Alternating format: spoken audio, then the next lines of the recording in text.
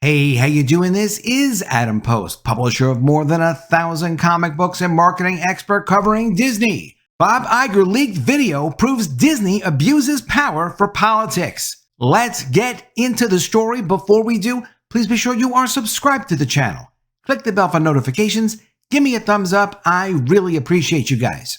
Chris Rufo, who's really like an absolute cultural hero, released an internal video from Disney where Bob Iger is talking about, quote, taking a stand on politics because of January 6th, then praised himself for making Black Panther, which he said was an example of diversity and inclusion. Chris Rufo is also one of the key guys that got Claudine Gay removed from Harvard as their president. From Breitbart, watch radicalized Bob Iger announce Disney's entry into partisan politics after January 6th.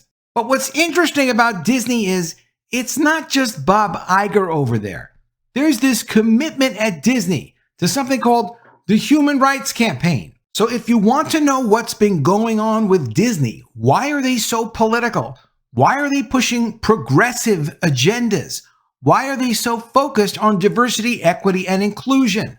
It's because of their commitment to follow the instructions of this Human Rights Campaign. From Disney's own website, Disney earns perfect score in HRC Foundation's 2023 to 2024 Corporate Equality Index.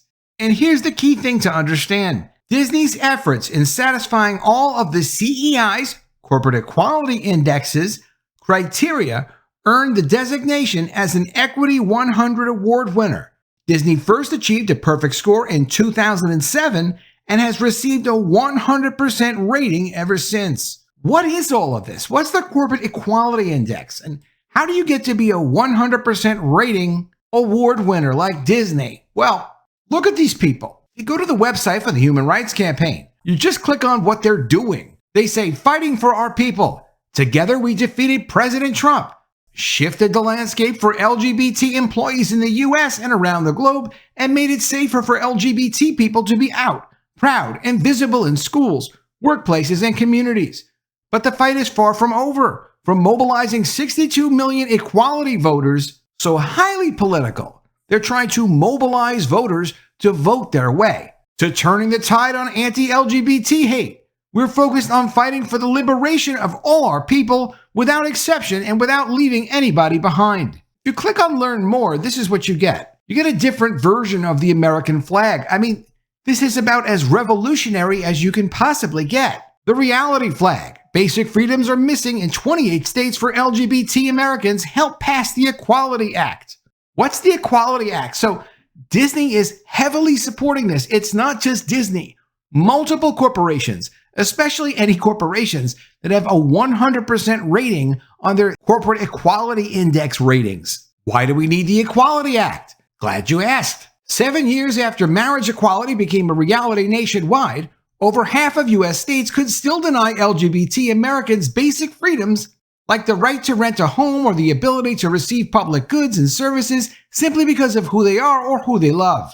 The Equality Act will change that, ensuring basic freedoms and protections for every American in every state. If you trust the people on this website, that's a mistake. The indoctrination going on in schools, the indoctrination going on in workplaces, it's all related to people like these running these kinds of aggressive political campaigns to try to change the country, the family, what people are allowed to say and do in support of their control agenda, to have power over other people, which unfortunately Disney really supports. There was a major dispute between Disney and the state of Florida over a law that Florida passed that detractors like to call the Don't Say Gay or Trans Bill. What the law did was to protect children, little children, from being indoctrinated by their teachers in public schools.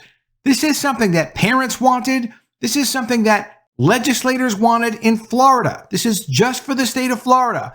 The Human Rights Campaign went absolutely berserk over this and told Disney, you need to be more aggressive. You need to fight with the state of Florida. If you don't do that, we're going to pull your 100% score. It's going to go so badly for you, Disney, that we won't even accept money from you. Look at what they did. This is a press release.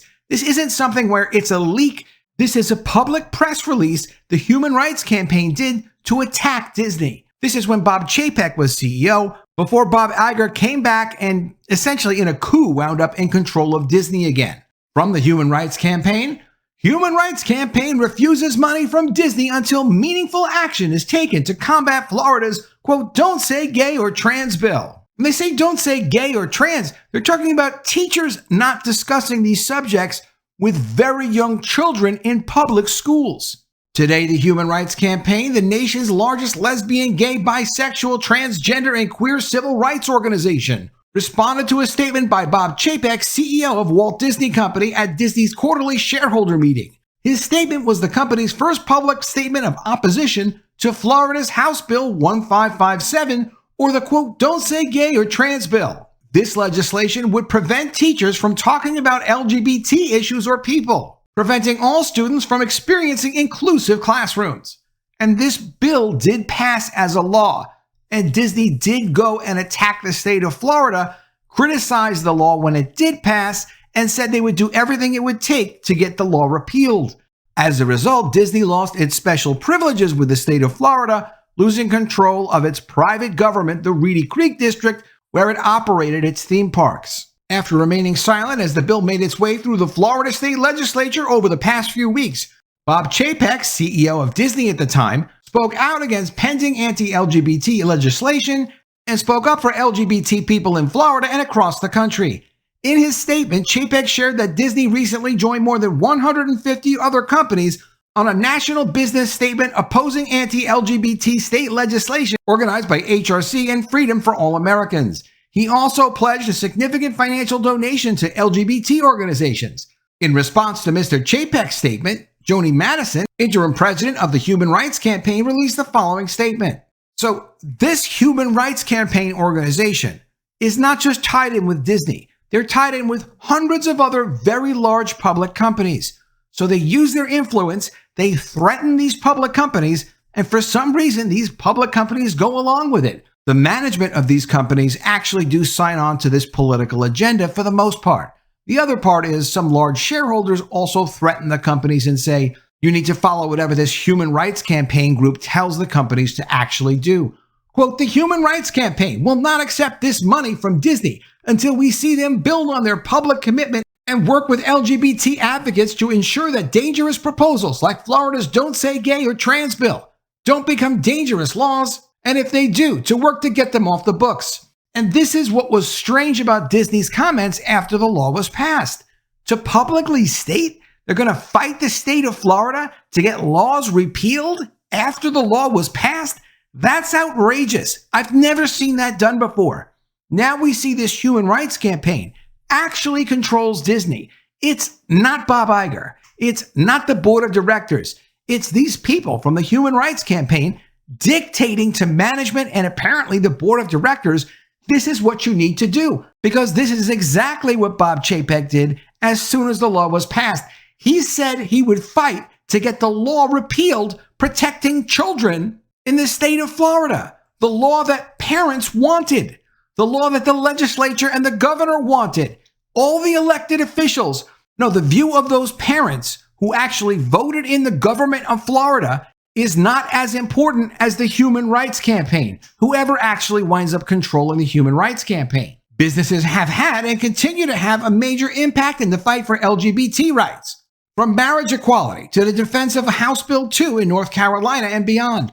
While Disney took a regrettable stance by choosing to stay silent amid political attacks against LGBT families in Florida, including hardworking families employed by Disney, today they took a step in the right direction, but it was merely the first step. HRC encourages Disney and all employers to continue to fight for their employees, many of whom bravely spoke out to say their CEO's silence was unacceptable. And the LGBT community, by working with us and state and local LGBT groups, to ensure these dangerous anti-equality proposals that harm LGBT families and kids have no place in Florida.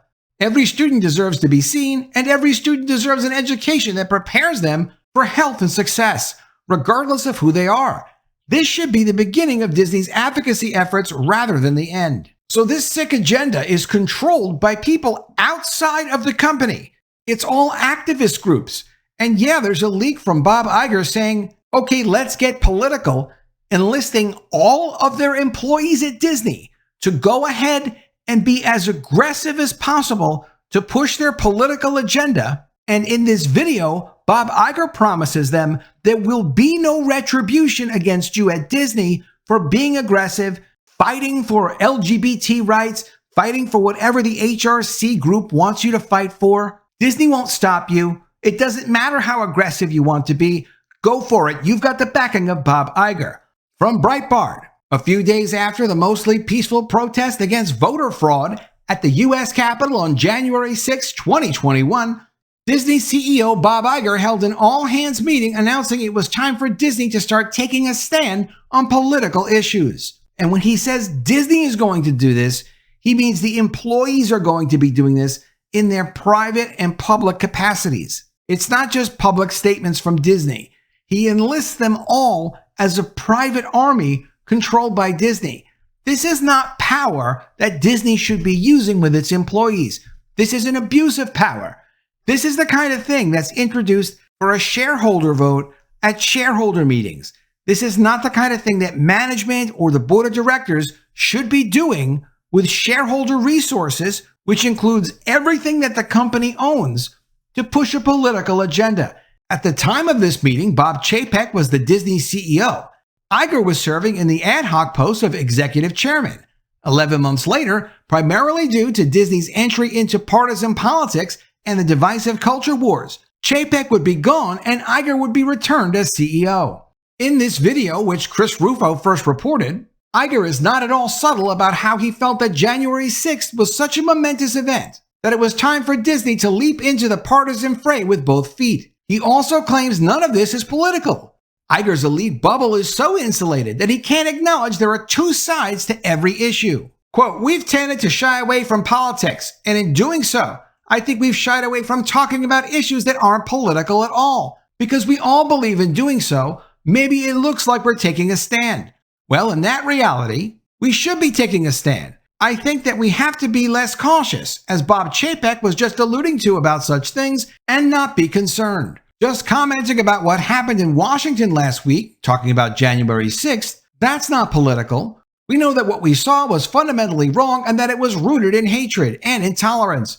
We should feel free as a company to comment about that without retribution." And when Bob Iger made that statement as an executive of Disney to all of their employees, he let them know there will be no retribution for the craziest ideas, statements, actions you take to support Disney's political diversity, equity, and inclusion agenda.